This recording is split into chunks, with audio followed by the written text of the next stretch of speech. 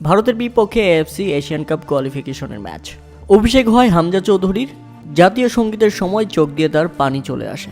খেলা শুরু হওয়ার ঠিক আগ মুহূর্তে তিনি আমিন ধরলেন, সৃষ্টিকর্তার কাছে শুকরিয়া জানালেন এবং খেলা শুরু হয়ে গেল। তবে দুঃখজনক ব্যাপার হলো সাথে সাথেই গোলের সুযোগ নষ্ট করল জনি। কিক অফের পরেই গোল মিস। কিক অফ শুরুর পরেই গোলের সুযোগ পেয়েছিল বাংলাদেশ। 1 মিনিটের মাথায় ভুল করে বল বাংলাদেশের মিডফিল্ডার জনির কাছে দিয়ে দিয়েছিলেন ভারতের গোলকিপার ভিশাল কাথুই। পোস্ট খালি পেয়েও সেই শট নেটে জড়াতে পারেনি জনি, যা ছিল বড় মিস। ম্যাচের 10 মিনিটের মাথায় কর্নার কিক পেয়েছিল বাংলাদেশ। হামজার কর্নার থেকে বল ভারতের গোলকিপারের হাতে। কর্নারের পরেই ভারতের গোলকিপার বিশাল কিক নিতে যাওয়ার সময় বল তপুর পেছনে লেগে বা প্রান্তে চলে যায়। ফাঁকা গোল পোস্ট সামনে রেখে বল পেয়ে যান হৃদয়। সামনে ছিল ভারতের এক ডিফেন্ডার, আর সেখানেই হৃদয় শেষ পর্যন্ত গোল করতে ব্যর্থ হন। অথচ একটু উঁচু শট নিলেই গোল হয়ে যেতে পারত। এখানেও অবিশ্বাস্য একটি সুযোগ নষ্ট বাংলাদেশের। ইমনের হেড হলেই কিন্তু গোল হয়ে যেত, কিন্তু হলো না। ম্যাচের 17 মিনিটে ডান প্রান্ত থেকে থ্রো দিয়েছিলেন হামজা। জনি সুযোগের সদ্য ব্যবহারটা করতে পারেনি।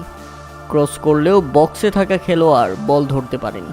পরের মিনিটেই দারুণ এক সুযোগ তৈরি হয়েছিল। শূন্যে লাফিয়ে উঠে বলটা ঠিকমতো নিতে পারলেই হয়ে যেতে পারত গোল, কিন্তু হেডটি ঠিকমতো করতে পারল না ইমন। এদিকে মিতুলে বাঁচল বাংলাদেশ। ম্যাচের 31তম মিনিটে ক্রস হেড করেছিল ভারতের স্ট্রাইকার উদান্ত। বল মিতুল ঠেকানোর পর ফিরতি শট নেন ফারুক। মিতুল আরও একটি বল ঠেকান, বেঁচে গেল বাংলাদেশ। প্রথমার্ধ শেষ, ভারত 0 বাংলাদেশ 0। প্রথমার্ধ শেষে খেলার মান ও ধাঁচ বিচারে বাংলাদেশ এগিয়ে থাকবে। ভারত উল্টো চাপ নিয়ে মাঠ ছেড়েছে এবং দ্বিতীয়ার্ধে ভারত আরও আক্রমণাত্মক হয়ে ওঠে। তবে বুলেট গুটিতে বল ছুঁড়েছিলেন ফয়সাল, কিন্তু হলো না।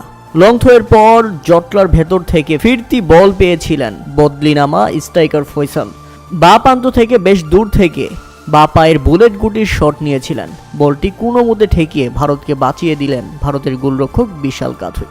এরপর শেষ মিনিটের মুহূর্তেও বাংলাদেশ সুযোগ পেয়েছিল, কিন্তু কাজে লাগাতে পারেনি। অবশেষে ভারত বাংলাদেশের ম্যাচটি হয়ে গেল ড্র। পয়েন্ট ভাগাভাগি হয়ে গেল এশিয়ার এই দুই দেশের মধ্যে।